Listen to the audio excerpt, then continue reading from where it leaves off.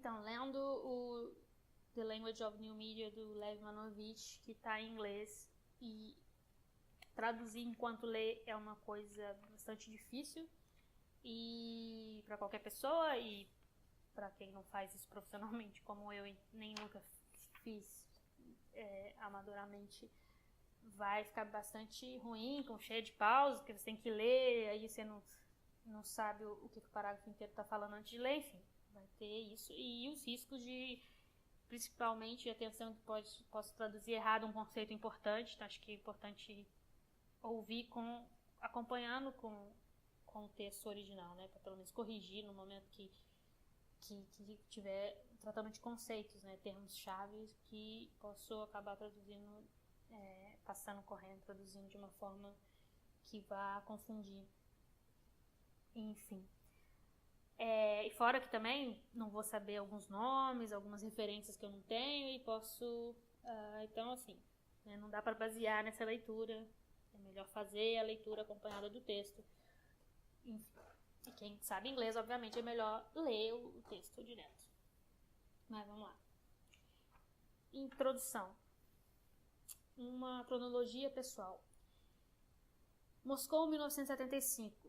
Embora minha ambição seja me tornar um pintor, eu me matriculei num curso regular, né, de matemática no ensino médio, na high school, que tinha aulas de cálculo e programação de computador. Esse curso de computação durava 2 anos, em que durante esse tempo a gente não viu nenhum computador. Nosso professor ou professora usou um quadro preto para explicar os conceitos da programação de computador. Primeiro a gente aprendeu uma linguagem inventada na União Soviética no final dos anos 50. E essa linguagem tinha um nome maravilhoso que é da Guerra Fria, né, inspirado na Guerra Fria, enfim, Peace One, que é tipo paz 1. Depois a gente aprendeu uma linguagem de nível mais elevado, que é Algol 60. Por 2 anos, nós escrevemos programas de computação nos nossos cadernos. Nosso professor ou professora avaliava eles e depois nos devolvia com as correções, né, mostrando onde a gente tinha errado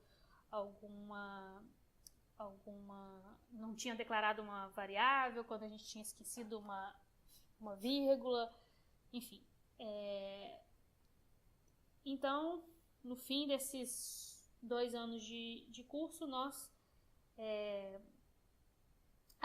No final das contas, no final desses 2 anos de curso, nós só fomos a um centro de processamento de dados uma vez e, enfim, um lugar que você precisava ter autorização para entrar e tal.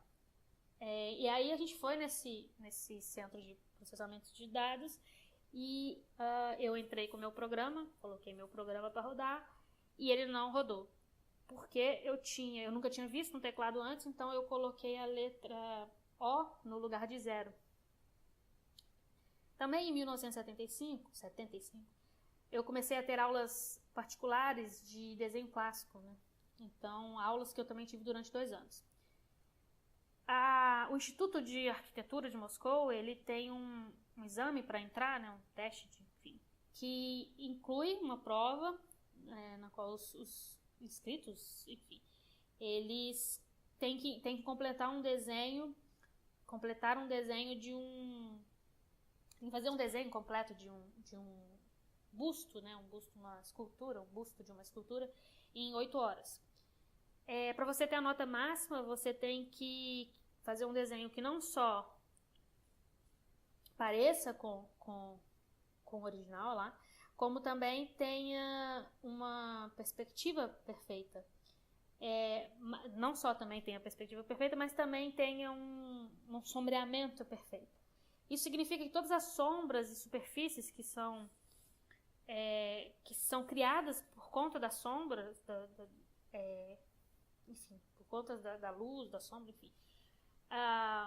Então, todas as linhas originais que foram usadas para isso devem aparecer, enfim.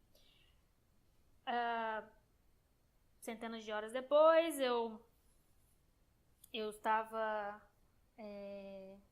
diante de uma banca, né, de avaliação, e eu tirei nota máxima, embora de todos os 8 bustos lá, os exemplos, enfim, os modelos que eu tinha eu recebi o modelo mais difícil para fazer, que era a cabeça de Venera.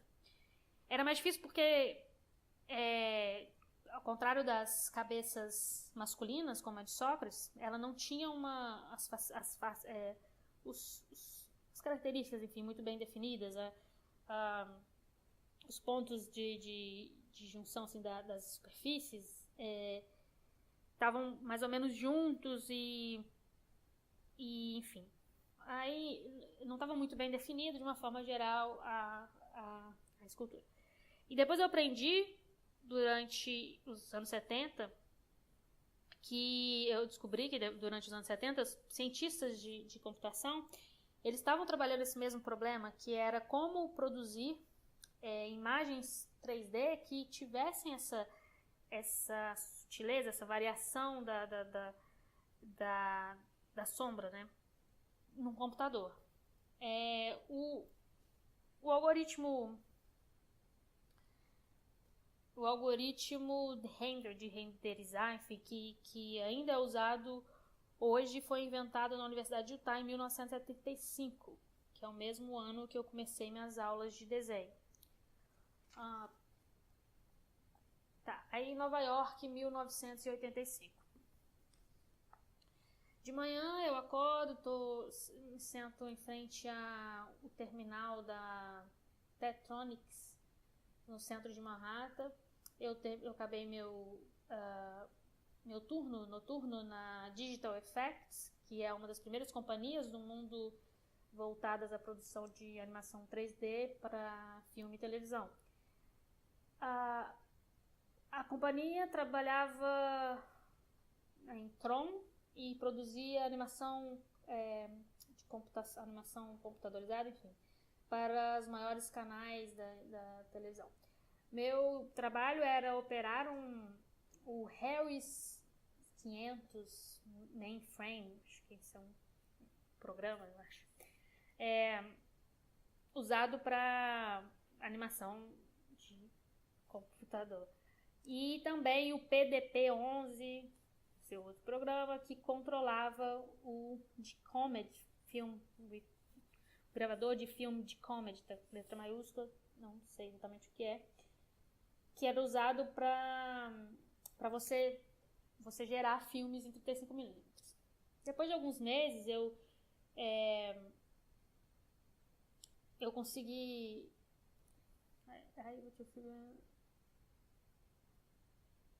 Eu consegui descobrir, enfim, consegui usar os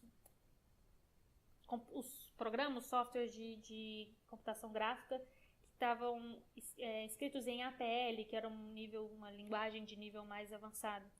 Então eu consegui trabalhar com minhas primeiras imagens. Eu queria produzir uma imagem sintética de um busto, né, antigo de escultura, né? Mas se mostrou impossível, porque o programa que poderia criar os objetos 3D só tinha figuras geométricas muito, muito primitivas, como cubos, cilindros e esferas. Então eu tinha que fazer minha composição com essas formas primitivas. E a Tektronix é um vetor e não é um terminal de vetor, Tektronix, né? É um terminal que ele trabalhava, então é um terminal de vetor e não de raster, de imagem rasterizada. Enfim. O que significa que ele não atualiza automaticamente na tela em tempo real. Então, isso fazia uma grande diferença na minha programação, porque assim, na verdade fazia uma diferença porque cada vez que eu fazia uma mudança no meu programa, ou eu mudava a perspectiva, eu apertava Enter e tinha que esperar o computador redesenhar todas as linhas uma por uma. Eu me pergunto por que Eu passei anos aprendendo a desenhar imagens em perspectiva, quando um computador poderia fazer isso em segundos. E algumas das imagens que eu criei, algumas das imagens que eu criei foram exibidas em exposições de arte em Nova York, né? Arte de computer art, né? Arte de computação, não sei como traduzir computer art. Mas isso era uma época isso era no ápice do pós-modernismo, né? Quando o mercado de arte estava muito aquecido e tanto pinturas feitas por artistas muito jovens de Nova York eram vendidas por muitos milhares de dólares, e o universo da arte ele tinha pouco interesse na computer art, né? Nessa arte de computador. Bom, aí Linz, na Áustria, 1995. Eu estou na Ars Electronica, que é um dos mais prestigiados festivais anuais de computer art.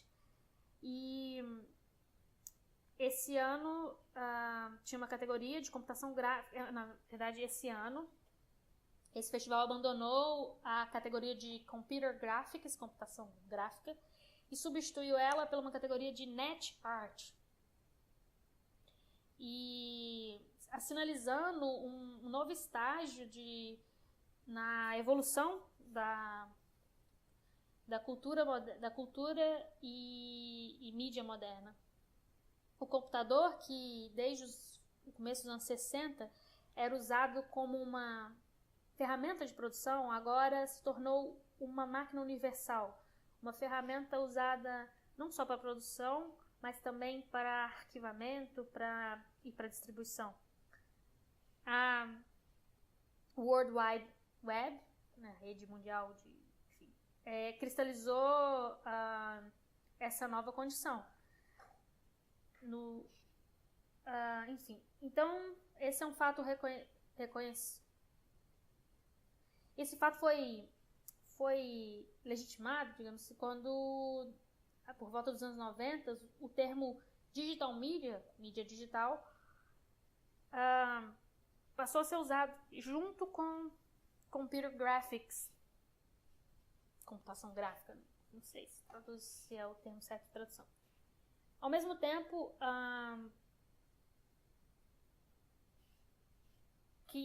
que coexistia com outras formas culturais, o computador começa a tomar novas formas.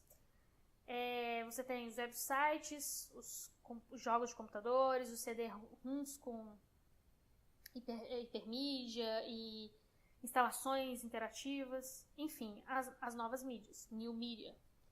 E se em 1985 eu tinha que escrever um programa longo de computador especializado numa linguagem de computação, apenas para colocar uma figura de um quadrado sombreado, de um cubo sombreado na tela, 10 anos depois eu posso escolher um número de menus de programas de 3D já pré-instalados, enfim, que já vem nos computadores pessoais, nos PCs comuns enfim, ready-made, né, prontos, enfim, modelos já prontos que incluem modelos já prontos que já vêm, por exemplo, com figuras humanas, cabeças, tudo pronto, né? O que mais a gente pode dizer sobre 1995? A União Soviética, onde eu nasci, não existe mais. Com a sua dissolução, as tensões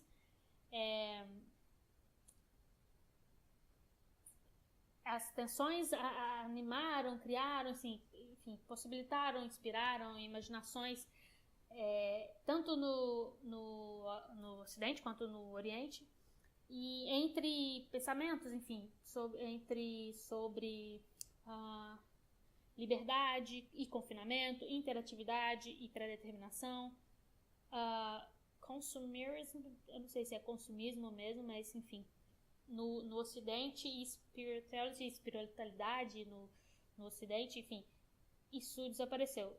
Não é esse termo consumerism, não sei exatamente o que é. E o que substituiu essa consumerism, depois tem que olhar o que é, e spirituality, a espiritualidade, né? Um triunfo do consumerism, eu não sei se isso realmente é consumismo, mas não sei. Enfim, mas aí o que substituiu teve um triunfo de uma cultura comercial baseada em estereótipos e clichês, né? Então, megacorporações começaram a criar, se apropriar de categorias básicas como espaço, tempo e futuro. Então, está dizendo que em 1995, aí, quando a União Soviética, né, se desfaz, se desmancha, enfim, aí tem uma tensão ali, as pessoas começam a criar novos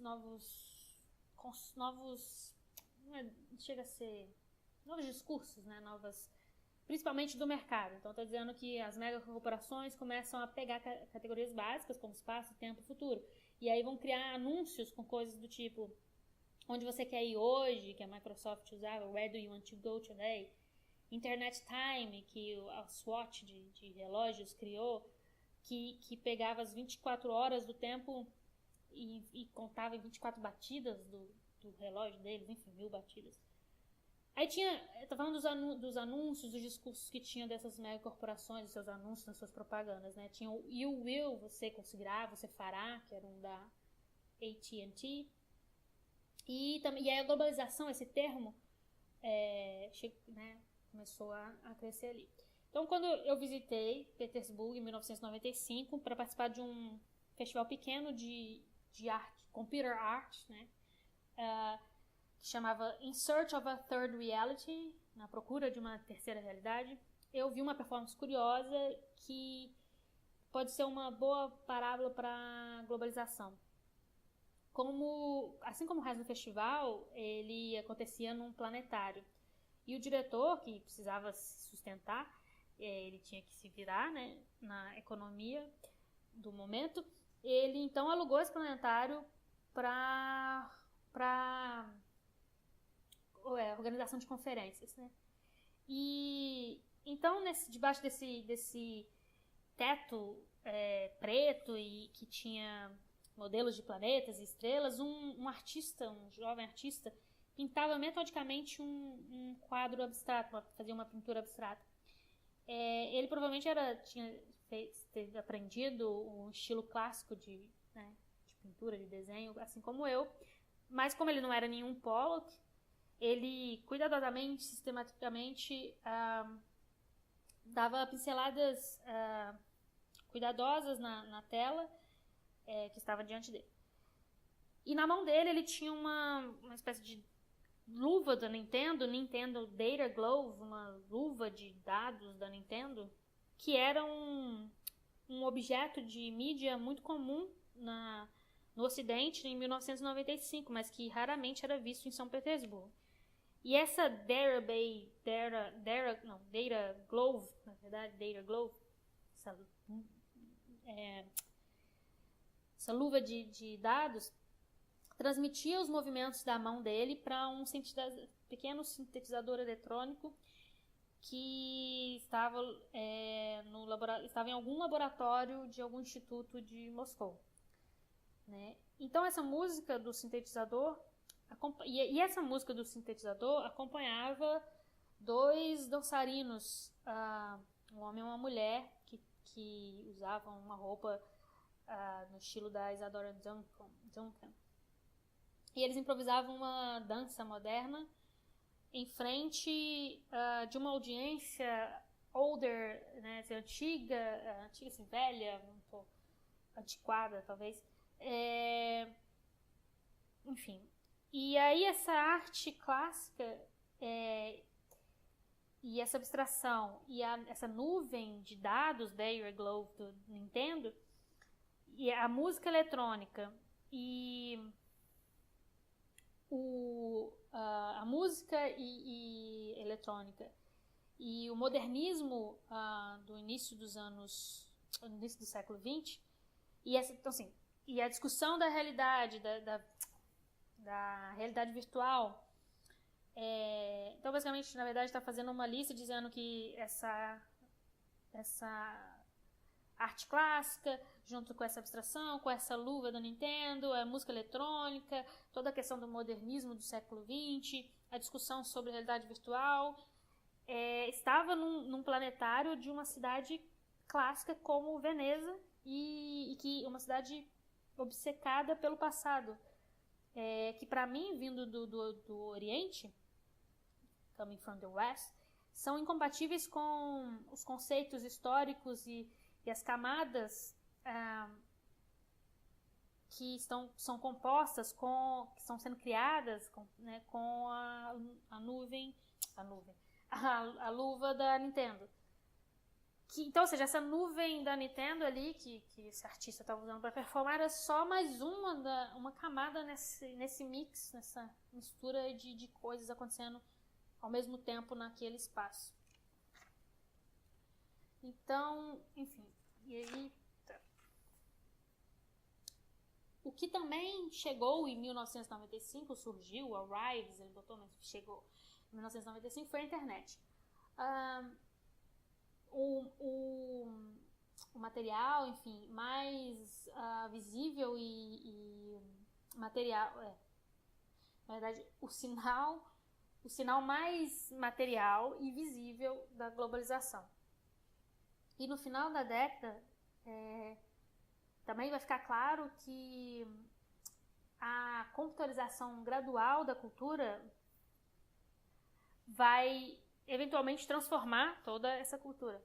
Então, evocando o velho modelo marxista de base e superestrutura, nós podemos dizer que se a base econômica da sociedade moderna dos anos 50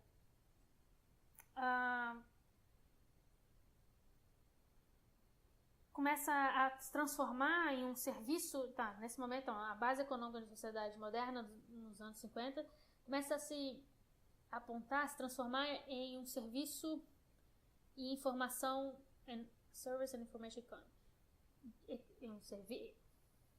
se transformar a um serviço e informação econômica.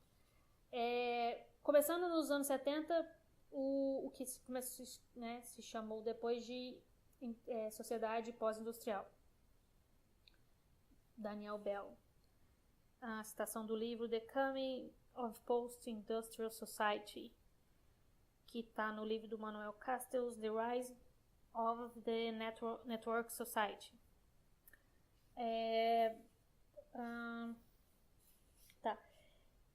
E aí depois foi chamada de Network Society pelo Manuel Castells. São dois livros diferentes, eu fiz confusão. Um é o Daniel Bell, The Coming of Post-Industrial Society, de 1973, e o outro é o The Rise of the New Work Society, do Manuel Castells, de 1996. Então, o Daniel Bell, nesse primeiro livro, chamava de uma sociedade pós-industrial, e depois o Manuel Castells foi chamar de sociedade de Network Society, essa sociedade em que você mudou a base que tinha uma base de superestrutura, mudou para que era baseada numa economia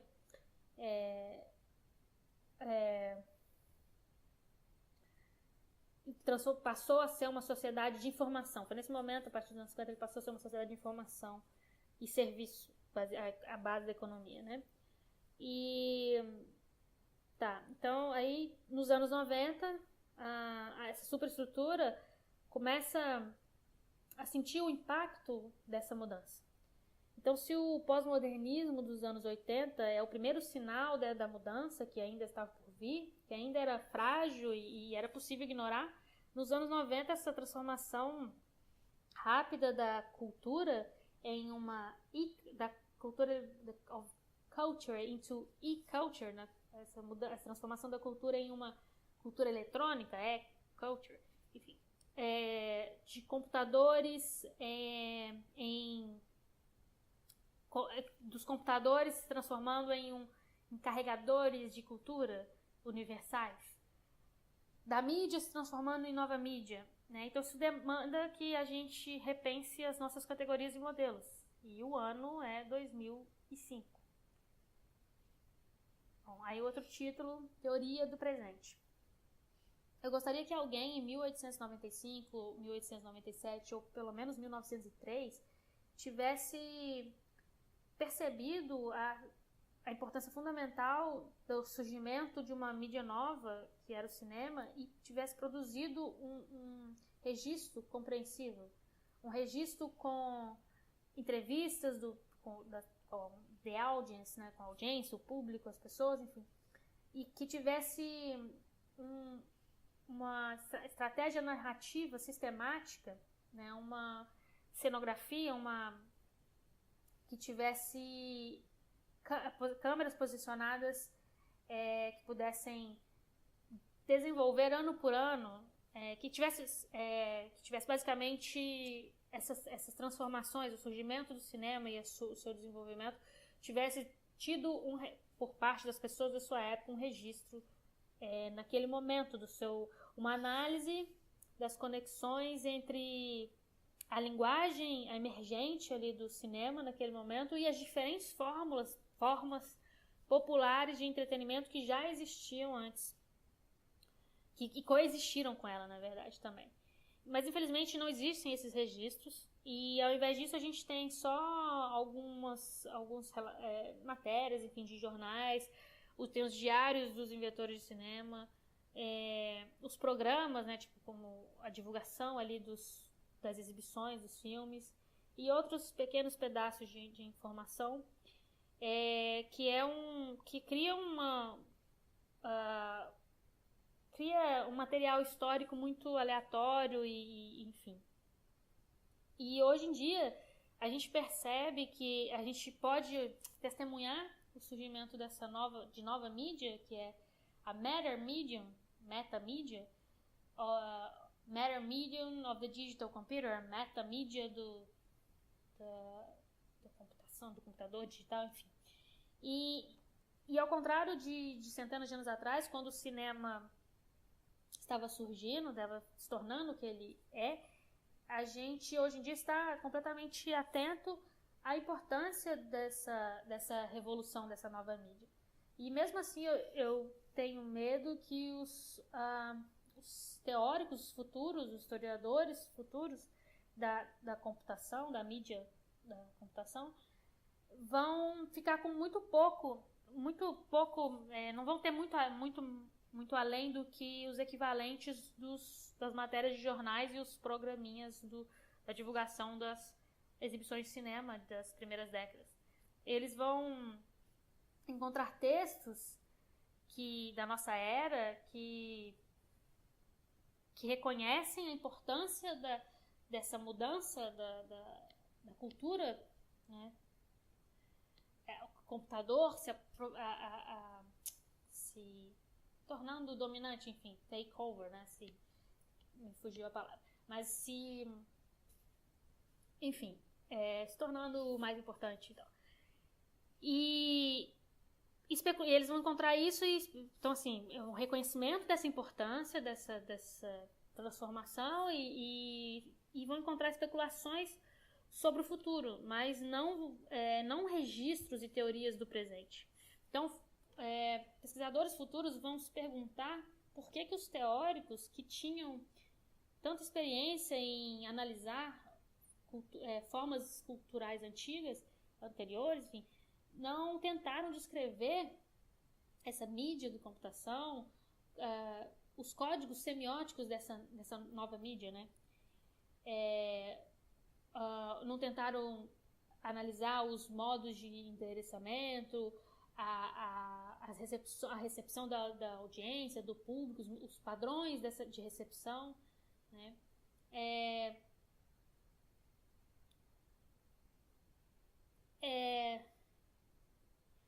De forma que não...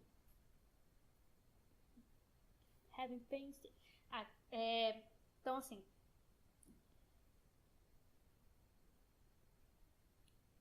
A tendo, assim, de uma forma sofrida, uma forma penosa, reconstruído como o cinema surgiu e as suas formas culturais precedentes, os brinquedos óticos, os panoramas, enfim, peep shows. Então, assim, a sociedade, né, fez essa reconstrução para entender como o cinema surgiu, analisando essas formas anteriores ao cinema. E alguém pode se perguntar por que eles não tentaram, pensando os teóricos do futuro, pensando sobre os teóricos do presente, e por que eles, no caso nós, não tentaram construir uma genealogia similar para a linguagem da mídia de computação e no momento em que ela estava surgindo, se transformando no que ela é. Ou seja, quando os elementos das formas culturais anteriores ainda estavam visíveis e reconhecíveis. Você poderia... Eram visíveis e reconhecíveis os elementos de formas culturais anteriores que se adaptaram, que se transformaram, que modularam, criaram, enfim, a essa nova mídia no que ela é. Então, ou seja, quando era fácil de perceber que de outras mídias foi incorporado nessa nova mídia, no momento presente, que é quando ela está surgindo, que é mais fácil de perceber isso antes que ela se transforme numa linguagem já coerente, já está bem estruturada e que fica mais difícil de visualizar isso. Onde estavam os teóricos no momento que os ícones, os botões das interfaces multimídias eram frescos ainda, né? Eles tinham acabado de serem pintados, fazendo uma metáfora, assim, como eles... Antes deles se tornarem universal, ou seja, aqui esteja falando, tipo... Antes de ícones, por exemplo, você tem os ícones que a gente usa nos ícones no computador, na área de trabalho, no celular, por exemplo. Antes deles se transformarem em algo universal e que a gente perde a referência de onde eles surgiram, né? Então, quando eles estavam surgindo, e não, onde estavam, então, esses teóricos que não estavam estudando isso? Onde eles estavam no momento em que os designers do Myst, que eu acho que é um programa, um software, não sei, estavam quebrando os códigos deles, convertendo gráficos de 8 bits, criando clipes de QuickTime, enfim. Ou no momento histórico, quando um programador de 20 e poucos anos do Netscape estava lá mascando um chiclete, colocou lá numa lata de coca quente que ele tinha em cima do computador por mais de 16 horas, e ele estava tentando cumprir um prazo, uma deadline que ele tinha, e aí, como ele conseguiu fazer um arquivo de um tamanho muito pequeno, ele guardou, né, salvou uma animação de estrelas se movendo no céu noturno, enfim. E essa animação que ele fez ali, porque precisava cumprir um prazo, essa animação se transformou no ícone, eu acredito, upper right corner, no canto superior direito do navegador do Netscape. Imagino que o ícone lá do navegador, a animaçãozinha desse ícone, desse navegador, né? E se transformou na imagem em movimento, na sequência de imagem em movimento mais vista até que se criasse um outro software. Então, basicamente, assim, como é que um cara lá de 20 e poucos anos estava só lá, sentado e tendo que fazer um trabalho lá, e ele teve esse poder todo, digamos assim, de criar de uma forma quase aleatória algo tão relevante. Então, o que se segue no livro é uma tentativa tanto de um registro e uma teoria do presente. Assim como os históricos do cinema, dos filmes, eles traçaram, reviram, assim, né, o desenvolvimento da linguagem do cinema eles traçaram mesmo o desenvolvimento da linguagem do cinema durante as primeiras décadas. Eu desejo descrever e entender a lógica que está guiando o desenvolvimento das linguagens de nova mídia. Eu não estou dizendo que exista só uma linguagem da nova mídia. Eu uso linguagem como um termo guarda-chuva para me referir a um número, enfim, diverso de convenções usadas por designers de nova mídia e para organizar seus arquivos, seus dados e estruturar eles numa experiência para o usuário. Então, estou chamando de linguagem, não existe só uma linguagem da nova mídia, existem várias, mas estou chamando de linguagem tudo aquilo que os programadores, enfim, todo mundo que está trabalhando com essa nova mídia usa para estruturar, para trabalhar os dados e criar essa experiência. É tentador tentar estender o paralelo e esse paralelo e especular se essa nova linguagem já está se fechando, já está tomando a sua forma final, né? Então, assim, é tentador não continuar fazendo esse paralelo entre o cinema e se perguntar se, então, essas novas mídias estariam já com sua forma já está dessa linguagem, né, dessa nova linguagem, se ela já não estaria criando um padrão e se formando, assim, transformando numa linguagem já mais estável. Assim como a linguagem do cinema adquiriu seu modelo clássico durante os anos de 1910 já. Ou será que quando a gente tiver... ou será que os anos 90 serão mais como os anos 1890, quando...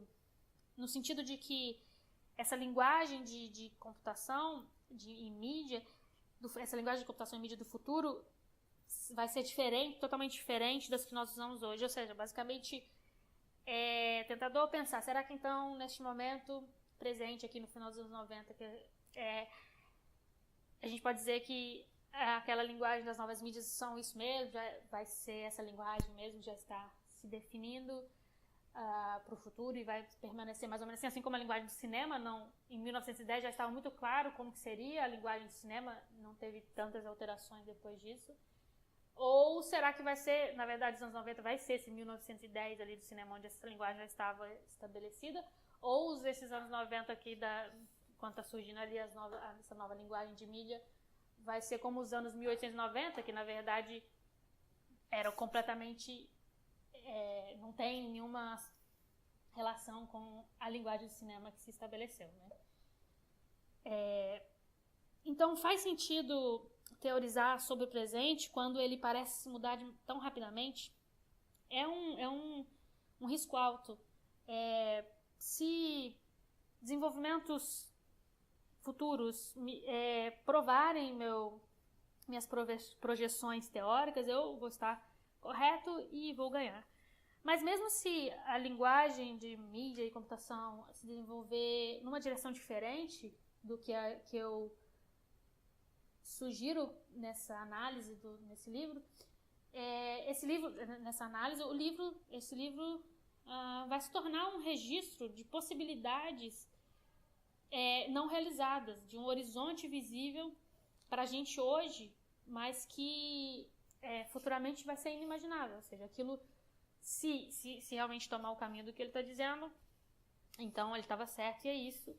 E se não, então futuramente poderia se ler esse livro para ver quais caminhos não foram tomados, né? Coisa que você não consegue imaginar quando você está no futuro lá e você não consegue imaginar quais caminhos poderiam ter sido tomados e não foram. Então nós não pensamos a história do cinema como uma linha, como algo linear que vai em direção a uma única linguagem possível, ou como uma progressão até chegar à verossimilhança perfeita. Ao contrário, a gente vê na história do cinema uma sucessão de variáveis, enfim, de várias linguagens e expressões, e cada uma com a sua própria variável estética e cada uma escolhendo ou abrindo mão de possibilidades que as precederam. Então, cada uma com suas próprias estéticas e fechando, na verdade, né? Fechando, ou seja, se afastando, fechando, negando, digamos assim, as possibilidades do que a precederam, da linguagem que a precedeu. Uma lógica cultural que não é diferente da que Thomas Kuhn, no livro The Structure of Scientific Revolution, Thomas S. Kuhn, 1970, analisou sobre os paradigmas científicos. De maneira similar, cada etapa da história da computação, das mídias de computação, oferece suas próprias oportunidades estéticas, assim como sua própria visão de futuro. Ou seja,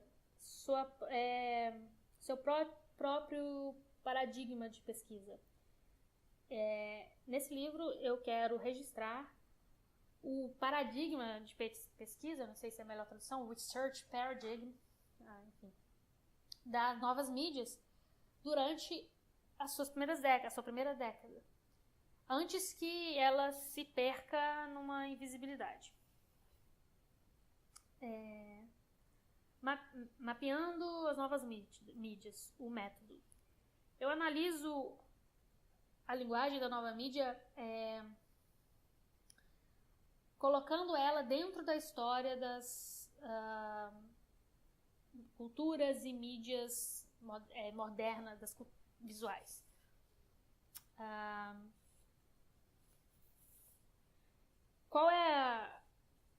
De que forma as novas mídias se aproveitam, usam as formas culturais anteriores, as linguagens anteriores, e de que forma ela quebra com elas. Então, de que forma que ela aproveita essas formas e linguagens anteriores, de que forma que ela breaks with them, que ela quebra, que ela rompe com essas linguagens e formas. O que tem de único na forma como os objetos de novas mídias criam a ilusão de realidade, se direcionam-se ao espectador, se comunicam com o espectador e representam o tempo e espaço. Como as convenções e as técnicas das mídias antigas, como, por exemplo, o retângulo, o frame retangular, né, o formato retangular, o ponto de vista móvel, a montagem, opera nas novas mídias, né? Então, esse retângulo, esse ponto de vista móvel e a ideia de montagem, que são presentes nas técnicas antigas, de mídias antigas, né? Como que elas operam nas novas mídias, né? Se a gente construir uma arqueologia conectando as técnicas de criação de novas mídias baseadas em computação com as técnicas de representação e simulação anteriores, onde a gente vai ver um rompimento, uma quebra histórica. Para responder essas questões, eu me voltei a todas as áreas das novas mídias, websites, mundos virtuais, virtual worlds, realidades virtuais, multimídia, jogos de computador, instalações interativas, animação de computador, vídeo digital, cinema e interfaces homem-máquina. Tem uma nota em Virtual Worlds sobre o que é a definição de universo virtual, e aí ele fala que por Virtual World, universo virtual, ele quer dizer universos interativos gerado por uma computação 3D. Que essa definição, enfim, ele vai falar muito sobre como tinha uma definição anterior sobre o que seria esse universo virtual.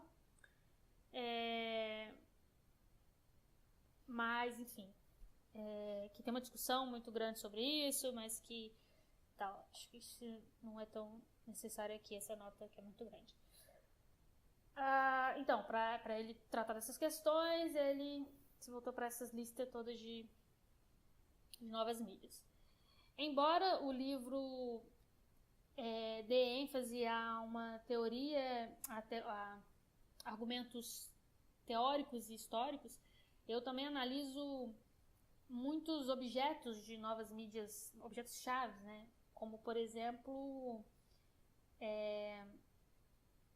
os clássicos comerciais como o Myst e o Dune, Jurassic Park e Titanic.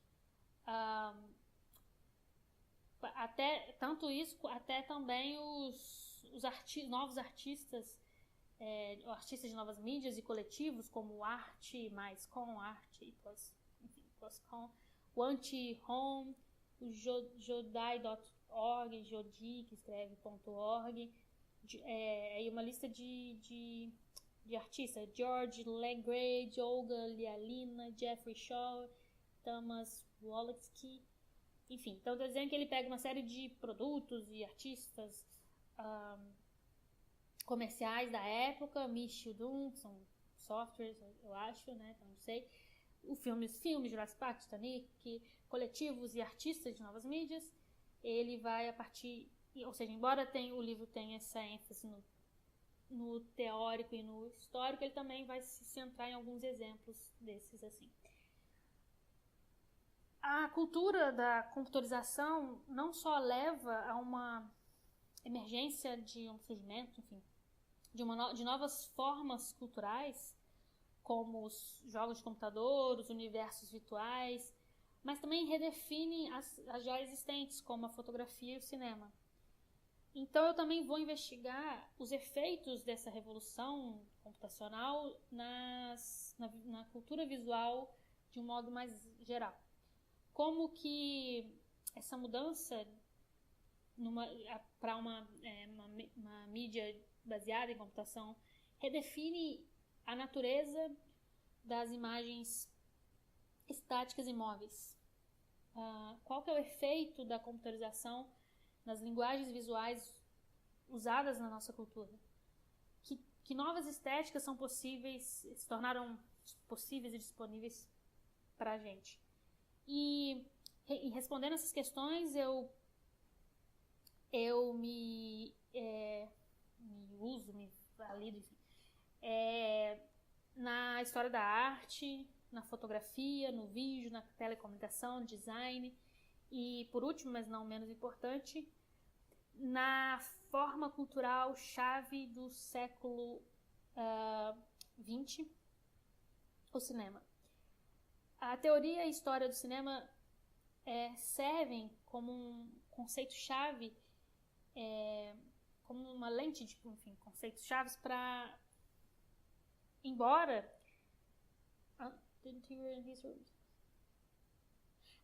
a teoria e a história do cinema servem como uma lente conceitual com a qual eu olho para as novas mídias.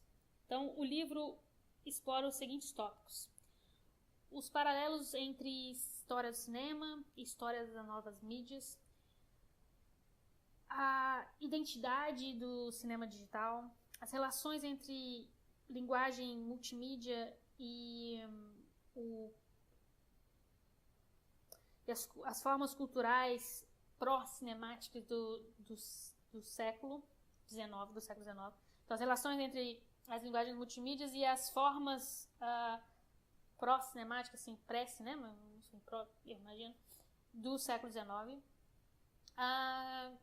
As funções da tela, da câmera do celular, da montagem e nas novas mídias comparadas com o cinema. E os pontos comuns, enfim, entre as novas mídias e o cinema de vanguarda. Junto com a teoria de cinema, enfim, esse livro também se utiliza de ferramentas teóricas das humanidades, né? Da história da arte, da história da literatura, dos estudos de mídias, da teoria social e da ciência da computação. O seu método poderia ser chamado de materialismo digital, é o método desse livro. Ao invés de impor a priori uma teoria de cima, eu construo uma teoria das novas mídias de baixo para cima, me atendo de forma minuciosa, enfim, a princípios de hardware e software, né, do hardware e do software, e das operações envolvidas em criar objetos culturais em um computador, para daí descobrir, para daí revelar uma nova lógica cultural que está at work, que está em voga, enfim. Então ele vai analisar a partir do hardware, do software, das operações que estão envolvidas em criar esses objetos em um computador, porque a partir dessa coisa mais materialista, dessa técnica, revelar então qual que é a lógica que está por trás disso. A maioria dos escritos sobre novas mídias são meras especulações do futuro. Esse livro, ao contrário, analisa as novas mídias, como elas se desenvolveram até o momento presente, enquanto aponta para direções que os artistas de novas mídias e os designers ainda têm para explorar. É meu desejo que a teoria das novas mídias desenvolvidas aqui possam agir não só para se entender o presente, mas também para criar um campo de experimentação prática, né? Por exemplo, a seção do livro da teoria de interfaces culturais analisa como as interfaces dos objetos de novas mídias estão se moldando a partir de 3 tradições culturais, né? A pintura, o cinema e a interface homem-máquina. Então, ao descrever os elementos dessas tradições que já estão sendo usados nas novas mídias, eu aponto outros elementos e suas combinações que ainda carecem de experimentação. Na parte composição, na seção do livro, essa seção também aponta direções para experimentações, apontando uma série de novos tipos, indicando uma série de novos tipos de montagem. E outra direção que é discutida na seção Database é onde eu sugiro que as narrativas de novas mídias podem explorar novas possibilidades de criação e de estética oferecida pela Database Computer, né, pela base de dados do computador, enfim. Embora esse livro não especule sobre o futuro, ele contém uma teoria implícita de como essa nova mídia vai se desenvolver. A vantagem de colocar as novas mídias dentro de uma perspectiva histórica maior é que a gente começa a ver a longa trajetória que levou ao estado atual das novas mídias. E a gente pode extrapolar essas trajetórias até o futuro.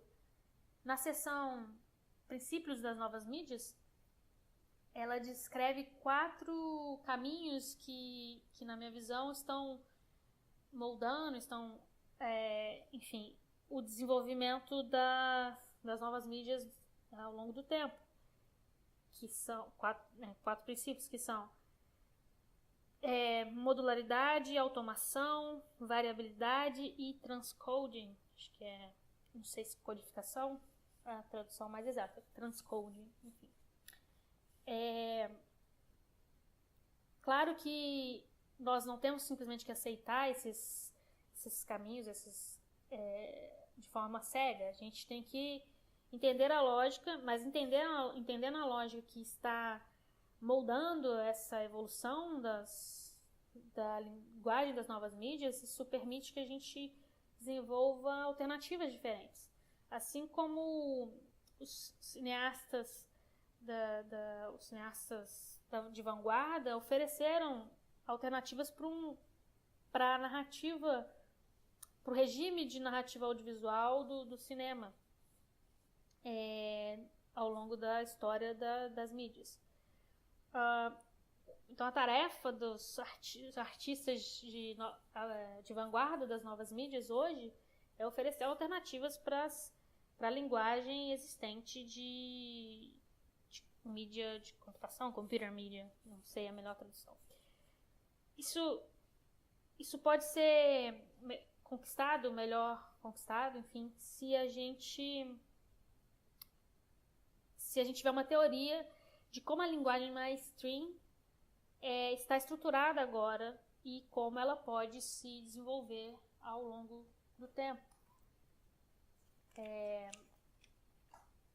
E aí, bom, mapeando, outro título, né, página 11, mapeando a nova mídia, organização. Esse livro deseja contribuir para um campo novo, um campo que está surgindo de estudos de novas mídias, algumas vezes chamados de estudos digitais, oferecendo um mapa, um potencial do que esse campo pode ser. Assim como um livro de teoria literária, ele tem capítulos com uma voz narrativa e um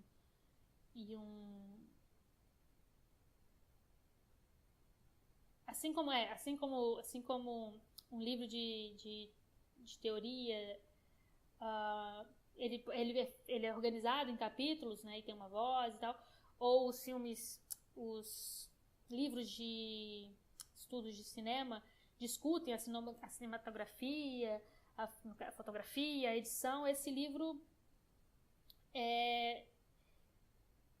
ele deseja, enfim, definir e refinar as novas categorias específicas da teoria de mídia, né? Assim, então, ou seja, está dizendo assim como livros de teorias de literatura vão falar sobre narrativa, voz, sei lá o que, como os livros de cinema vão falar sobre edição, fotografia, não sei o que, esse livro pretende encontrar definições definições de novas categorias específicas da teoria de novas mídias. Então, eu dividi esse livro em um número de capítulos, cada um cobrindo um conceito ou problema-chave. Conceitos desenvolvidos em capítulos anteriores, que se transformam em blocos de análise em capítulos posteriores. E ao determinar a sequência dos capítulos, eu considerei livros didáticos de diferentes campos, livros de estudos de diferentes campos, que são relevantes para as novas mídias. Não é didática, são textbooks. Relevantes para as novas mídias, como de estudos de cinema, de literatura, de história da arte. E aí, assim como muitos dos filmes, dos textos, dos livros sobre cinema, que podem começar com a tecnologia do cinema e terminar com os gêneros do cinema, esse livro também ele progride, né, das fundações materiais das novas mídias para suas formas, né? Assim como os livros de cinema, de teoria do cinema, partem da tecnologia do cinema para os gêneros do cinema, esse livro também vai partir das fundações materiais para as formas das novas mídias. Alguém também pode fazer uma analogia entre bottom-up approach, essa forma de approach, não sei bottom-up exatamente o que é essa expressão, mas essa abordagem que eu uso aqui e a organização de um computador, de um programa de computador. Um programa de computador escrito por um programador que passa por uma série de traduções, que vai de uma linguagem de alto nível, uma linguagem de computação de alto nível, e e aí se transforma em um código executável, que daí se converte em um código binário.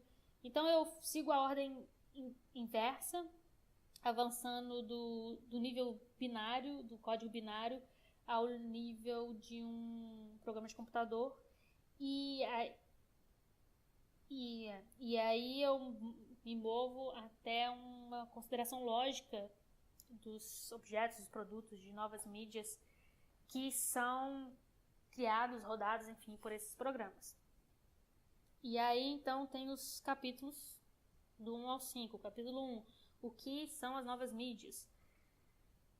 Mídias digitais em si mesmas, seus materiais, sua lógica de organização. O 2, a interface em homem-máquina, o sistema operacional. 3, as operações. Aplicativos de software, de programas que rodam na superfície dos sistemas operacionais, suas interfaces e suas operações. As ilusões, né? A aparência e a nova lógica das imagens digitais criadas usando esses aplicativos, esses programas. E as formas. As formas usadas comumente para a organização das novas mídias de uma forma como um todo, né? Então, basicamente, o primeiro livro é sobre o que é a nova mídia, sobre a mídia em si, seu material, sua organização. Aí depois sobre a interface, vai falar dos sistemas operacionais, essa interface é uma máquina. Depois as operações, que são basicamente sobre os aplicativos, os programas que rodam nesse sistema operacional, né, e as suas operações. E aí as ilusões, que vai na parte mais da aparência e das lógicas dessas imagens digitais criadas por esses programas e aplicativos. E aí depois chega em si nas formas que são usadas nas novas mídias de uma forma geral. E o último capítulo, que é cinema, ele foca, ele mira no começo se espelha, na verdade, no começo do livro. No capítulo 1, ele aponta que muitos dos princípios únicos de uma mídia nova já podem ser encontrados no cinema. E os capítulos seguintes continuam a aplicar as teorias e histórias do cinema como um meio de analisar as novas mídias.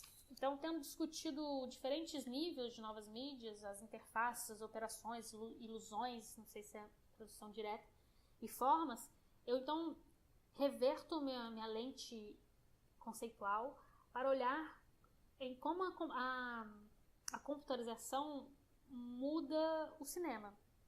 Eu analiso a identidade do cinema digital, colocando ele dentro da história das imagens móveis e discutindo como a computarização oferece novas oportunidades para o desenvolvimento da linguagem de cinema. Então, se até então eu estava usando a linguagem de cinema para traçar um paralelo com a linguagem de novas mídias, aí depois vai usar essas novas mídias para apontar o que essas novas mídias podem alterar na linguagem de cinema, né? Ao mesmo tempo, o último capítulo continua com The Bottom Up, não sei exatamente o que é essa tradução dessa expressão, mas essa trajetória bottom up do livro como um todo. No capítulo 5, ele olha se centra, né, na organização de novos produtos culturais, como os websites, CD-ROMs de hipermídia, mundos virtuais, todos os filhos, entre aspas, do computador. E no capítulo 6, ele considera os efeitos da computarização em um mundo cultural antigo que existe. Então, por dizer, um mundo antigo que existe fora dessa cultura do computador e do cinema, enfim. Cada capítulo começa, na verdade, com uma introdução curta que discute um conceito e lista os argumentos desenvolvidos nas sessões individuais. Por exemplo, no capítulo 2, a interface, ele começa com uma discussão geral da importância do conceito de interface nas novas mídias. E as duas sessões do capítulo 2, então, elas vão olhar para diferentes aspectos das interfaces das novas mídias, né? Suas convenções, o quanto elas apropriam de convenções de outras mídias e a relação delas com o corpo do usuário e a interface. Aí outro título, linguagem, objeto, representação. Ao colocar a palavra linguagem no título do livro, eu não quero sugerir que a gente precisa voltar aos estruturalistas, à fase estruturalista e semiótica para entender as novas mídias. No entanto, com o fato de que as novas mídias, a maioria dos estudos de novas mídias e cybercultura focam no seu aspecto sociológico, econômico e de dimensões políticas, é importante para mim usar o termo linguagem para apontar o foco diferente desse trabalho, né? Então, assim, geralmente os estudos de novas mídias estão focados na questão sociológica, econômica, política, e aí, para fazer essa diferenciação, utiliza esse termo linguagem para falar do foco desse livro. Que as convenções que estão surgindo, conventions eu estou traduzindo sempre como convenções porque me faltou a palavra, mas é uma palavra que a gente usa muito. Mas enfim. Os padrões de design e as formas chaves de novas mídias.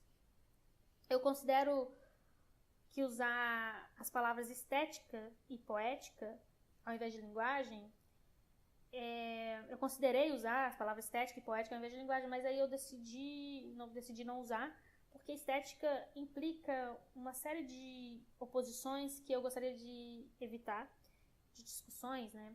Na verdade, implica uma série de debates que ocorrem entre arte e a cultura de massa, o bonito e o feio, o que tem valor e o que não tem. E poética também tem algumas conotações indesejáveis. Então, continuando o projeto dos formalistas russos de 1910, os teóricos de 1960 definem poética como um estudo de propriedades específicas e particulares da arte, como a narrativa da literatura. Então, em Introduction to Poetics, Introdução à Poética, em 1968, o professor Tzivetan Todorov, por exemplo, ele escreve que, ao contrário da interpretação de palavras particulares, ao invés de palavras específicas, poética não procura ser o nome de nada, mas tem o objetivo de ser um conhecimento geral das leis presentes, das leis que presidem sobre o surgimento de um trabalho. Então, na verdade, ele está citando o conceito de poética, citando esse livro, Introduction to Poetics, Introdução à Poética, do Todorov, e aí citando ele, dizendo, aí a citação, que ao contrário dessa interpretação de outras palavras, a poética, ela não pretende ser o nome, não pretende nomear nada, né? Então, poética não pretende nomear nada, mas tem o objetivo de ser um conhecimento geral das leis que regem o surgimento de cada trabalho. Mas, ao contrário das ciências como a psicologia, a sociologia, etc., ela procura essas leis dentro da própria literatura. Então, a poética é uma abordagem para a literatura, né? Que é tanto, ao mesmo tempo, abstrata e interior. Enfim. Então, ou seja, aí acaba a citação. Então, ao contrário e aí ele está explicando por que ele não vai usar poética, né? Ao contrário dessa abordagem interna, eu nem clamo, eu nem quero argumentar que as convenções, elementos e as formas das novas mídias são únicas, e também não considero eu não considero útil olhar para elas de forma isolada. Então, ao contrário, esse livro tem o objetivo de situar as novas mídias em relação a um número de diversidade, enfim, de áreas da cultura, tanto do passado quanto do presente. Então, e aí 2 pontos. Então, um número de culturas tanto do passado quanto do presente, 2 pontos. É uma lista.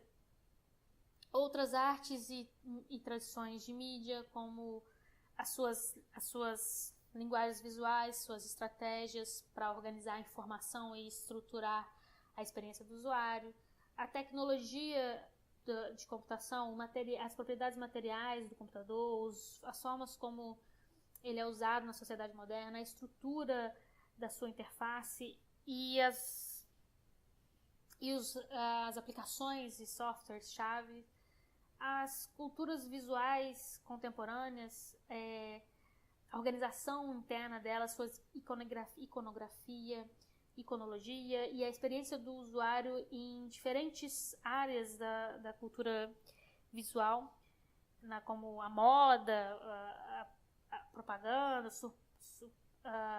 tanto supermercados, os objetos de arte, a televisão, os programas de televisão, publicidade, banners, enfim.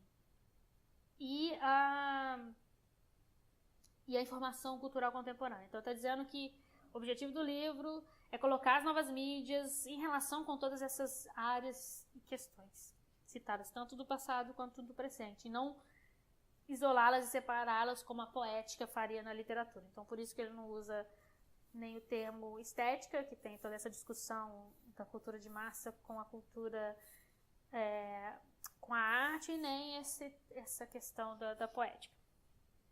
Então, o conceito de cultura da informação, que é o meu termo, information culture, pode ser pensado como um paralelo a outro conceito também bastante familiar, que é visual culture, cultura visual.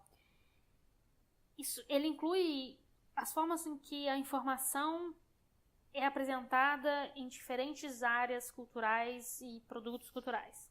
Por exemplo, sinalização de trânsito, os aeroportos, a disposição dos aeroportos nas estações de trem, na televisão, em menus das telas, em layouts gráficos de jornais, nos layouts dos livros e jornais e revistas, no design interior, nos hotéis, em outros espaços comerciais. As interfaces de aviões e carros e, por último, mas não menos importante, as interfaces de dos sistemas operacionais, o Windows, Mac, Unix, e os softwares, os programas em si, o Word, Excel, PowerPoint, Eudora, Navigator, Real Player, FileMaker, Photoshop, etc. Então, ele está dizendo aqui, está chamando estudo de cultura visual, né? A forma como essas informações estão apresentadas nessas diferentes áreas e objetos e produtos citados.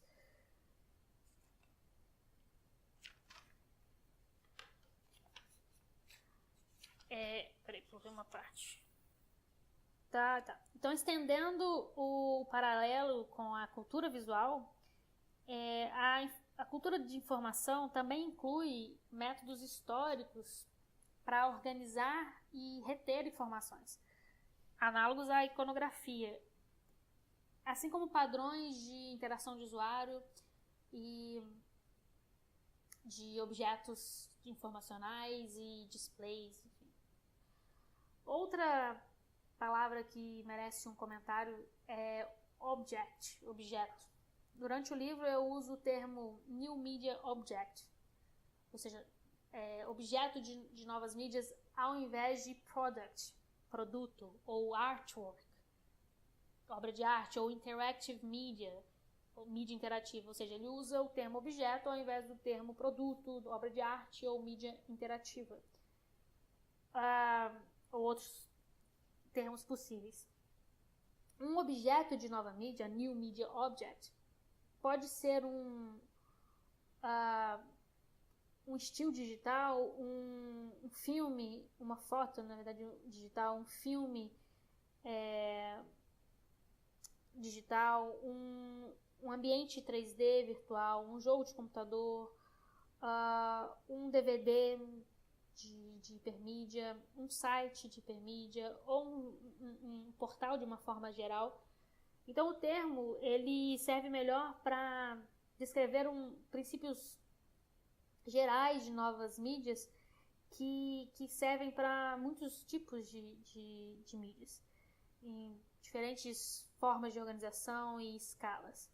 E também uso objeto para enfatizar minha preocupação, que minha preocupação é se com a cultura de uma forma geral, mais ampla, ao invés de a cultura da New Media Art, né, da arte das novas mídias, enfim, elas por elas mesmas, né? Então demonstrar essa preocupação com o todo e não só com essa área específica.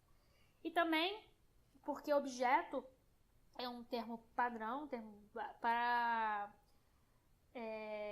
para na ciência da computação e na indústria da computação, que é usado para enfatizar a natureza modular de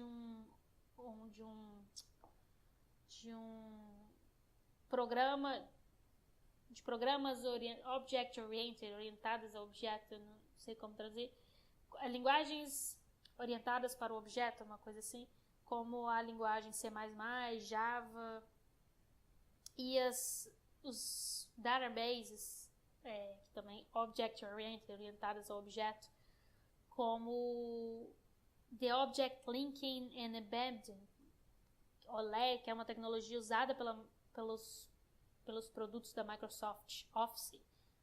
Enfim, então isso serve ao meu propósito adotar os termos e paradigmas da ciência da computação para uma teoria da cultura computadorizada. Então ele opta por usar termos da computação, da ciência da computação, para trabalhar então essa teoria da cultura computadorizada. E objeto já é um termo usado nessas linguagens, programas e tudo isso que foi citado.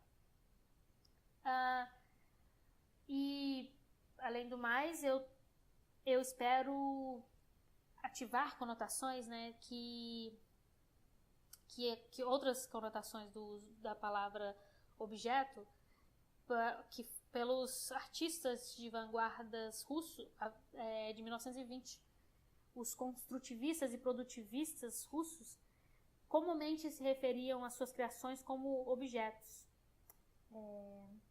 ao invés de obras de arte, assim como os Bauhaus counterparts, eles queriam counterparts, me fugiu a tradução, mas enfim, eles queriam ter para si o papel de designers industriais, designers gráficos, arquitetos, designers de roupas, ao invés de serem artistas de belas artes produzindo uma obra única, né? One of a kind, works for museums ou coleções privadas. Ou seja, os construtivistas e produtivistas russos se referiam às suas criações como objetos, não como obra de arte, porque eles queriam produzir de forma industrial, de forma nessas diversas áreas, né, do design industrial, gráfico, da arquitetura, do design de roupas, enfim, e não serem artistas de belas artes que criam uma única obra para um museu ou coleções particulares.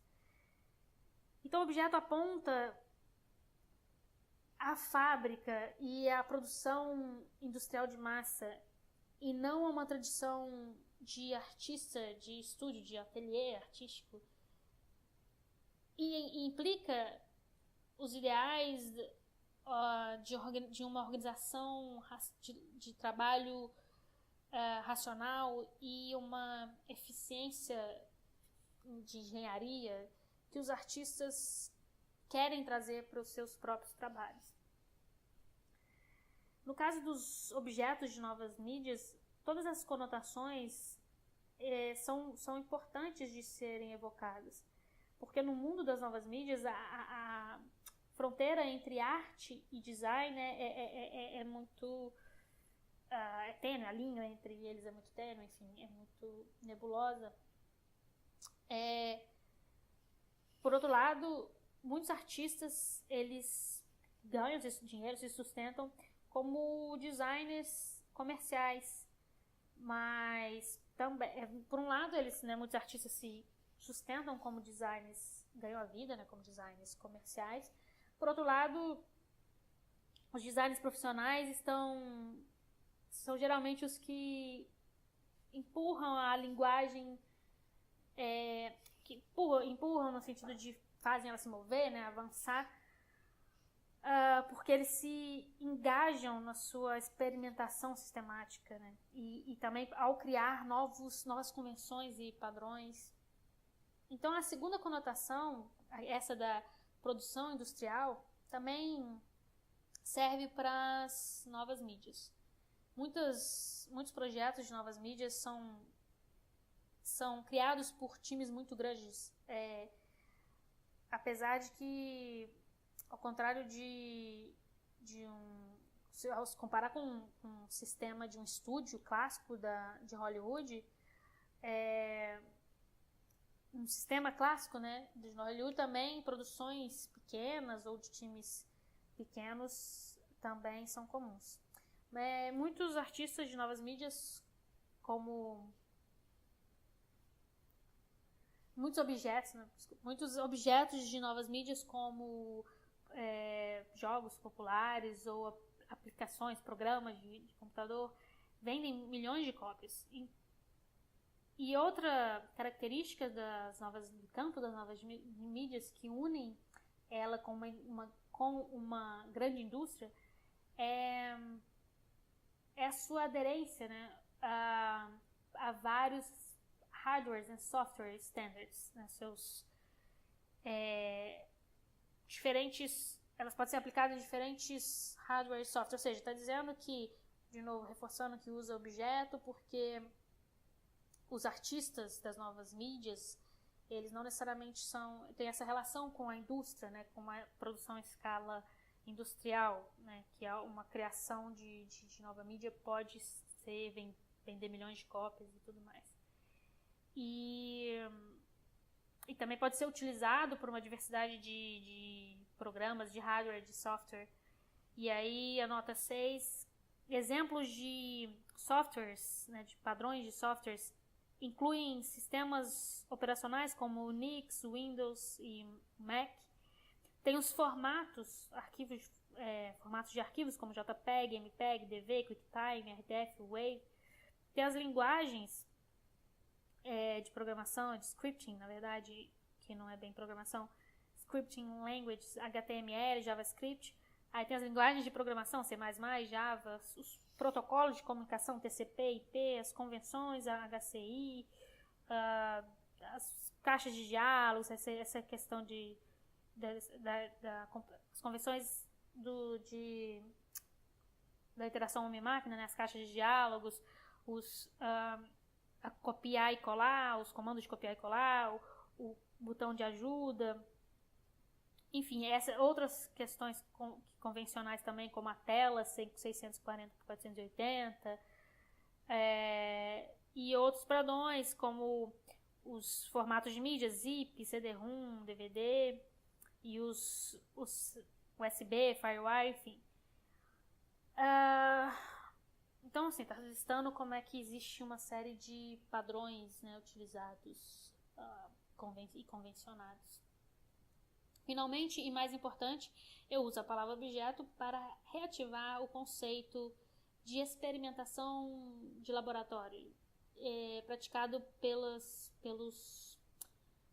vanguardistas de 1920. Hoje em dia, como tá cada vez mais artistas estão se voltando às novas mídias, poucos estão dispostos a entrar numa ideia de sistemática, numa pesquisa de um ambiente laboratorial, em elementos básicos de composição, expressão e estratégias, enfim. Então, isso é exatamente o tipo de pesquisa que tomadas pelos russos e os alemães, os artistas russos e alemães de vanguarda nas décadas de 1920, em lugares como Vuk-Telmas e Bauhaus. Vuk-Telmas era uma escola de design de Moscou, tem uma nota aqui, em 1920, que tinha a maioria dos artistas de esquerda da vanguarda, e funcionava como um contraponto assim, da Bauhaus na Alemanha. Então eles exploraram novas mídias dos seus tempos, né? Então, ou seja, esses artistas dessa década de 1920, nesse espaço de vanguarda da esquerda, exploravam essas novas mídias, nos seus tempos eram novas mídias, e tinha essa ideia de relação com laboratório, né? Fotografia, filme, novas técnicas de impressão, telefonia. Então, hoje em dia, poucos resistem à tentação imediata de criar um CD-ROM interativo ou fazer um filme digital, um longa-metragem, e poucos conseguem resistir à tentação de fazer um longa, fazer um CD-ROM, ao invés de focar no equivalente das novas mídias a uma palavra, uma frase ou uma letra que tem uma reward, né, uma premiação, assim, enfim, como é que chama isso, gente? Quando você ganha algo em troca de ter feito alguma coisa, enfim, conquista algo assim, me fugiu a palavra. Mas está dizendo basicamente então que nessas décadas de 20, esses artistas de vanguarda, eles tinham essa ideia de trabalhar com algo de mais investigação, experimentação, relacionado com essa ideia de laboratório, de pesquisas, das novas tecnologias que estavam surgindo na sua época, como fotografia, filme, novas expressões tecnológicas, telefonia. E hoje em dia já é difícil, hoje em dia, nessa época do livro, nas décadas no final da década de 90, era difícil resistir à tentação de criar, ao invés de investigar essas novas, de fazer novas investigações, seriam muito sutis, muito pequenas, assim, que seriam equivalentes a uma letra, uma frase num texto, né?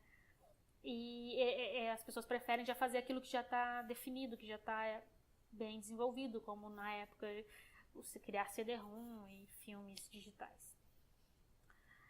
Um terceiro tema que é usado ao longo do livro e precisa de um comentário é representação.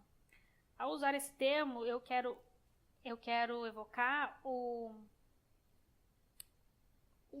entendimento complexo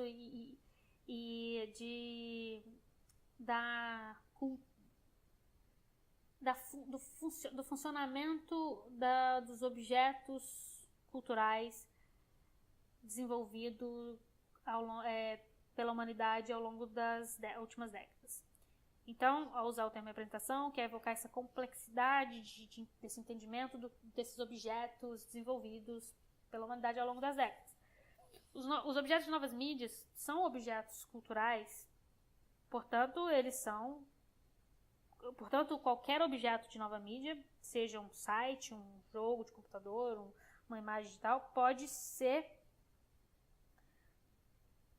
usado para representar, assim como ajudar a construir algum referente externo. Ou seja, um objeto fisicamente, que existe fisicamente, uma informação histórica, apresentado em outros documentos, um sistema de categorias usadas por uma cultura como um todo ou por um grupo particular, né? Ou seja, assim como os objetos novas mídias são objetos culturais, qualquer objeto nova mídia pode ser usado para representar e ajudar a construir essas referências de objetos que existem na história, de informações históricas que estão presentes, enfim, categorias e tudo mais. Como é o caso de qualquer representação cultural. As representações das novas mídias também são, eu não me recordo a tradução, mas enfim, elas têm dois lados, né, digamos. Elas representam e constroem algumas características da realidade e não de outras, né? Em detrimento de outras, digamos assim.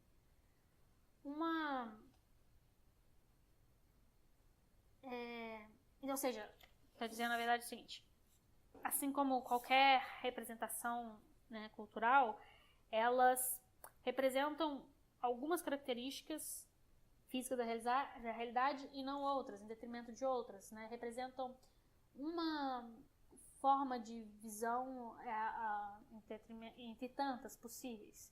Um sistema de categorias possíveis entre tantos possíveis. Nesse livro, eu vou usar esse argumento um pouco mais para sugerir que os programas de interface, softwares, as interfaces de softwares, tanto aquelas dos sistemas operacionais e dos programas de computador, software applications, elas também funcionam como representações.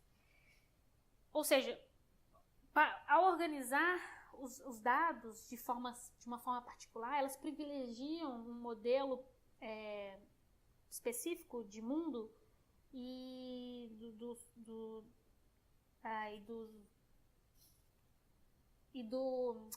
do sujeito humano, enfim, do sujeito.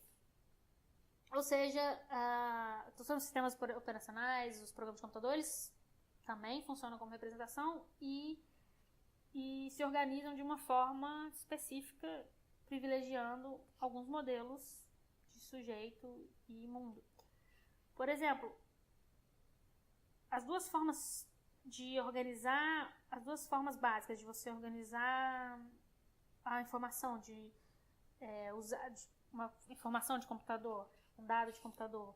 As duas formas básicas usadas hoje, que é um sistema de arquivo de forma hierárquica, que é o Graphical User Interface, interface gráfica de usuário, da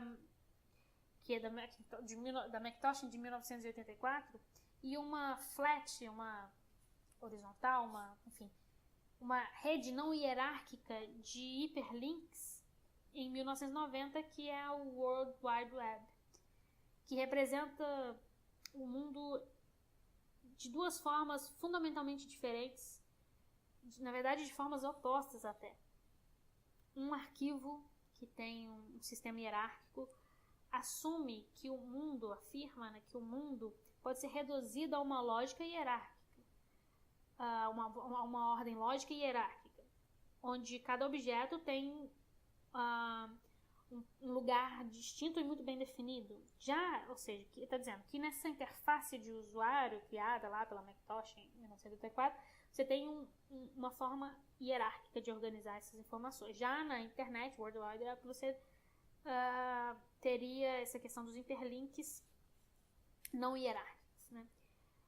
E está explicando que então esse sistema hierárquico ele está reduzindo, está dizendo que cada objeto tem um lugar específico e bem definido. Já o modelo da World Wide Web, né, dessa rede de internet, afirma que assume, parte do pressuposto de que cada objeto tem a mesma importância que o outro e que cada coisa pode está onde pode estar ou pode estar conectada ao todo, a qualquer outra coisa, seja.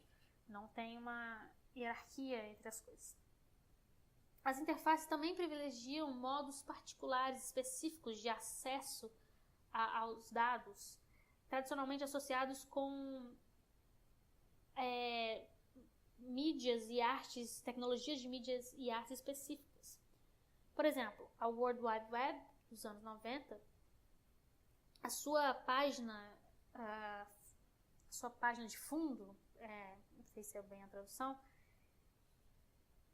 não, na verdade a World Wide Web, ela criou uma base, né, como uma unidade de dados, criou uma página como uma unidade básica de organização de dados. Apesar... tá. Então, a World Wide Web, ela criou uma página básica de unidade para organização de dados, independente de que tipo de mídia que ela vai conter. Com o programa, o software Acrobat, sei lá como fala, Acrobat, quando você aplica o Acrobat, que é uma metáfora para um playback de vídeo para textos baseados em documentos. Ou seja, tem um espaço único, né, dali da rede, onde você vai ter todos os tipos de informação. E aí você utiliza um software para você usar um vídeo e na verdade um documento que é baseado em texto, né, uma página de internet. Então as interfaces, elas agem como representações de formas e mídias culturais antigas, privilegiando algumas em detrimento de outras. Está dando exemplos como que a internet, a página da internet representa questões, não outras, por exemplo, está baseada em texto, enfim, não em vídeo, acho que é mais ou menos por aí. Ao descrever a linguagem da nova mídia, eu achei útil usar o termo representação em oposição a outros termos. Dependendo de qual termo ele está se opondo, o significado de representação muda, né? Então, já que esses termos, essas oposições aparecem em diferentes seções do livro, eu vou resumi-las aqui. Então, estou dizendo que o conceito de representação, que ele utiliza muito no livro, vai ter significados diferentes de acordo ao que ele está se opondo. Então, ele faz essas várias oposições com o termo representação. São 6 oposições. Então, tem representação versus, vamos colocar assim, ou se opondo, né? A simulação, representação se opondo a controle, representação se opondo à ação, representação se opondo à comunicação e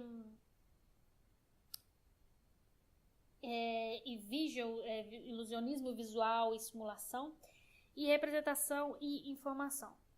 Então, que é representação, a oposição, né? Representação e simulação, que está na seção screen, tela.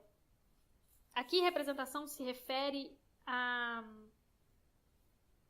diferentes tecnologias de telas, como as da pós-renascença, das pinturas renascentistas, os filmes, a televisão, enfim, as diferentes tecnologias em tela, né? Tantas pinturas, filmes, televisão, que eu defino tela como uma superfície retangular que enquadra um mundo virtual e que existe dentro de um mundo físico de um espectador sem bloquear o seu campo de visão, né? E simulação se refere a tecnologias que têm o objetivo de ter uma imersão do espectador em um universo virtual. Baroque, Jesuíte... não, eu achei que era o nome. Igrejas barrocas jesuítas do século XIX, por exemplo, os cinemas, as salas de cinema do século XX. Ou seja, está dizendo que no capítulo Screen delas, ele, na seção, né, ele opõe representação à simulação, em que representação teria a ver com as tecnologias, as diversas tecnologias que utilizam esse que ele chama de screen, né? Que seria que ele define como um retângulo e tal. Ou seja, é um retângulo que enquadra sem tapar a visão do espectador. Já a simulação são tecnologias que pretende que você tenha uma imersão nesse universo, né? Basicamente. A oposição entre representação e controle, que está na seção Culture Interface, interfaces culturais. Aqui eu oponho a imagem como uma representação de uma ficção ilusória, do universo ficcional ilusório, e a imagem como uma simulação de um painel de controle. Por exemplo, nos diferentes menus que você tem nas interfaces, que permitem que o usuário controle o computador, né? Esse novo tipo de imagem pode ser chamado de imagem interface. Então, a oposição representação-controle corresponde a uma oposição entre profundidade e superfície, né? Uma tela de computador é como uma janela para um espaço ilusório, enquanto uma tela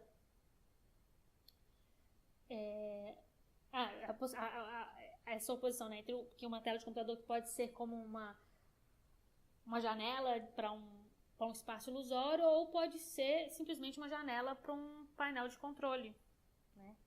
Então, basicamente, está meio confuso, mas é porque ele está resumindo justamente o que ele vai trabalhar depois nos capítulos, só para útil voltar aqui quando estiver lendo o capítulo, né? Na seção tem a oposição representação e ação, na seção Tele-Action. Essa oposição é entre tecnologias usadas para criar ilusões, como a moda, as pinturas realistas, enfim, as montagens de cinemas, composições digitais, e tecnologias representacionais que são usadas para ativar uma ação, que é para possibilitar ao espectador manipular a realidade através de representações. Por exemplo, os mapas, os desenhos, enfim, a telepresença. Então, ele se refere a imagens produzidas por tecnologias como instrumentos de imagem, né? A representação e comunicação também que também está na seção Tele-Action. Essa é a oposição entre tecnologias representacionais, como filme, áudio e vídeo,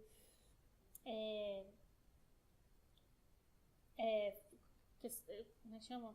Digital Storage Formats, coisa de arquivamento, né? Digital. E a comunicação, as tecnologias de comunicação em tempo real, né? Ou seja, tudo que começa com telegraph, telefone, telex, television, telepresence, né? Telégrafo, telefone, enfim, televisão, telepresença, tudo seriam essas tecnologias de comunicação em tempo real, enquanto em oposição às de representação, são filme, vídeo e tudo mais. Então, as tecnologias de representacionais, elas permitem a criação de uma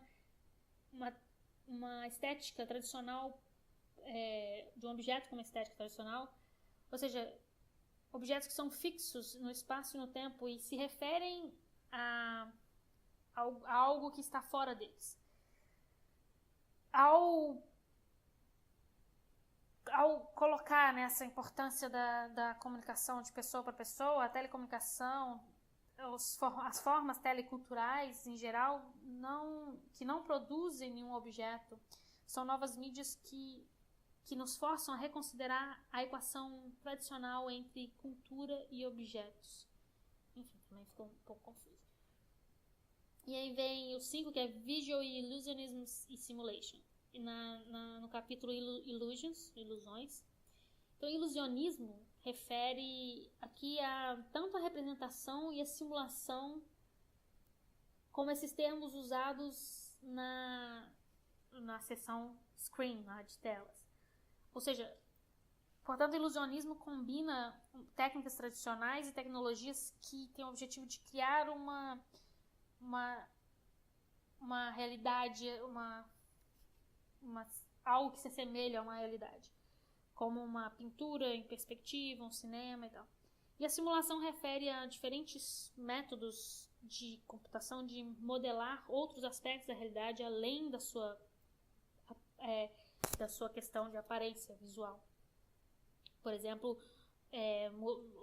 mover objetos fisicamente, mudar os formatos de um fenômeno, enfim, mudar comportamentos, discursos e questões de linguagem e tudo mais.